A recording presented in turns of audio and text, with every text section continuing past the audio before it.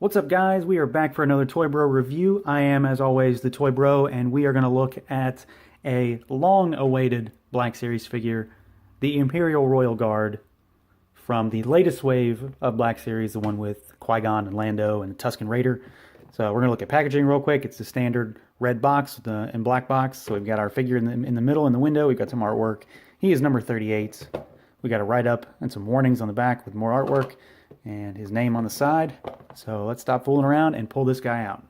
All right, so here's our guard out of the packaging, and right off the bat, I am overall pleased with this figure. There are a few nitpicky things I'm going to talk about, but for the most part, this is the guard, the army builder figure that I've been waiting for, and I am very happy to have him. Start with accessories real quick, just because I can take them out and more easily manipulate the figure that way. So the main weapon that he has is the Force Pike. It's kind of standard fare for Royal Guards. It's just kind of a staff. It's not associated with the Force, just Force. So don't think it's like a Force wielder type weapon. It is not.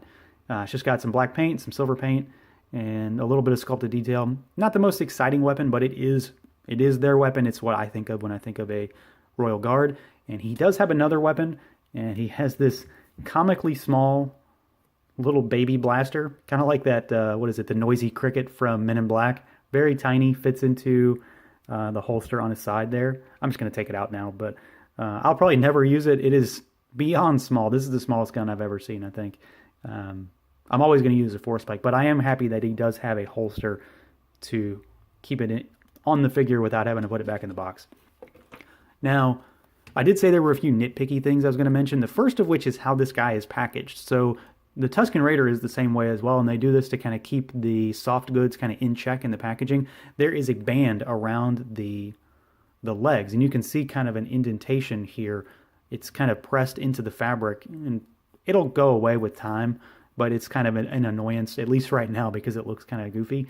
The other thing is that it is putting undue stress on the feet, so you can see, or not the feet, the legs, specifically the knees. Mine are kind of jacked up here. They are not straight, especially the left leg, or the right on video.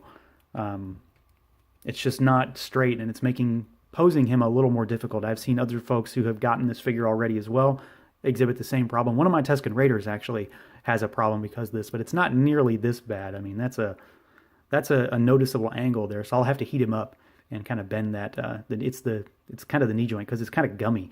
You can see it kind of wobbles around. So they might have made a design choice on that maybe isn't so great.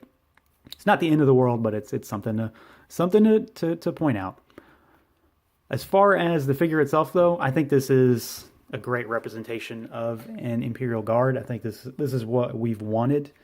I know I've wanted it for a long time. So we'll go with sculpt, and then we'll do paint. Obviously, most of the sculpt is underneath these soft goods, and I do think the soft goods are pretty well done.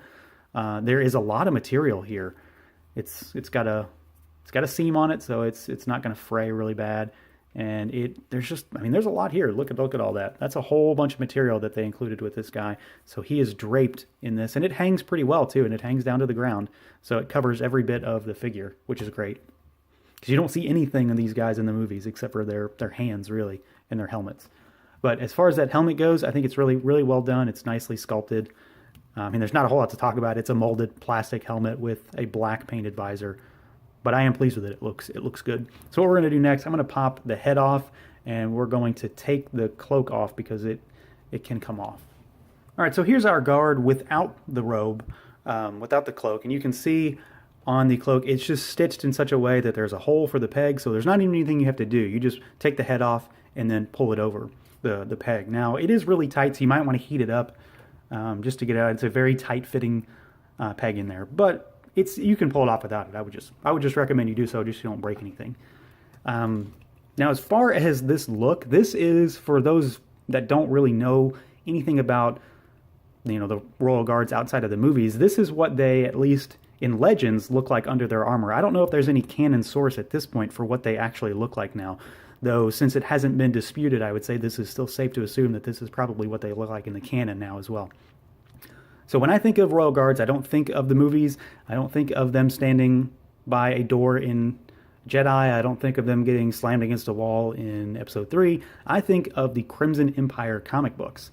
And those are some of my favorite Star Wars comics, they're all about the Royal Guards, what happens, after the Emperor dies in the original kind of expanded universe, and some of the more prestigious guards, specifically Kirkanos, this is kind of what he looked like, but I think his kind of under robes is more black than red. And then the guard that I would love to get a figure of, or I'm sure we're going to see customs for very soon, is Carnor Jax, because he just has the coolest looking Royal Guard armor. But that's neither here nor there.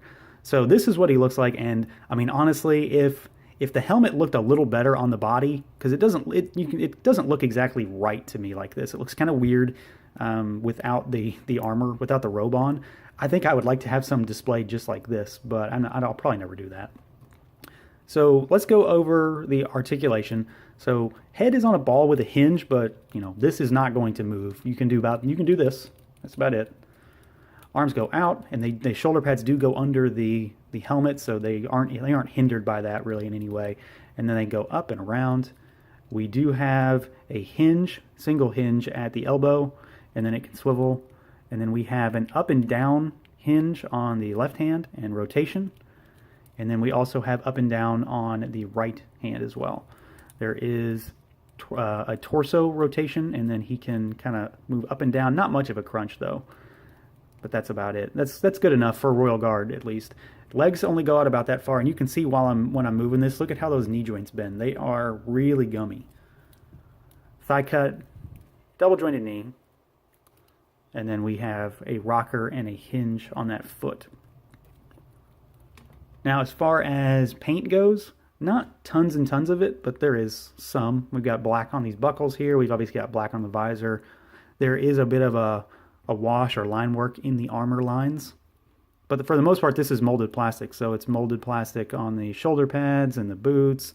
It's all kind of the same color, and then of course the under armor is this kind of darker maroon type color.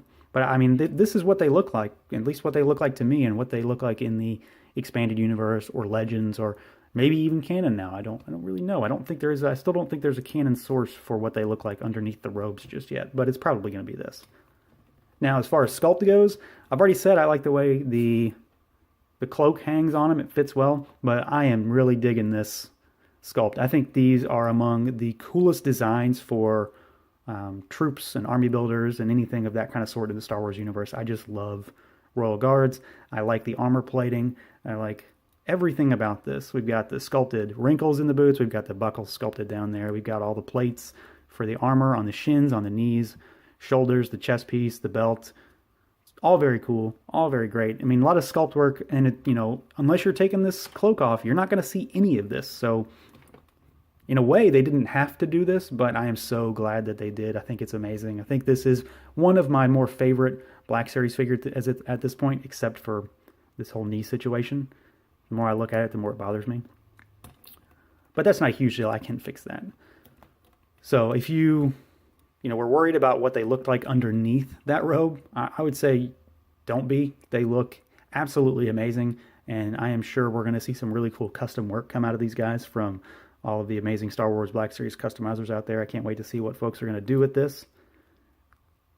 But for me, for now, I'm going to build a small cadre of guards as soon as I can get my hands on more. So overall, like I said, I am very pleased with this figure. It does have some problems with that knee joint, and it doesn't seem to be just mine. It seems to be a more widespread problem, possibly due to the material used in that joint and or those bands on the legs in the box. Those bands do cause some kind of indentations on the fabric on the robe, but that's not a huge deal. I can fix that. I can get over that. This figure is what I wanted in a Royal Guard. This is exactly the look I was hoping for, and I think they really nailed the sculpt. Even though it's underneath those robes, they didn't have to do it. They did it, and it came out on top for me. I'm very pleased, and like I said, I will be getting more, and I suggest you do the same. So that is going to do it for this review. As always, stay tuned for more. Thanks for watching. Feel free to like, comment, subscribe, and share, and until next time.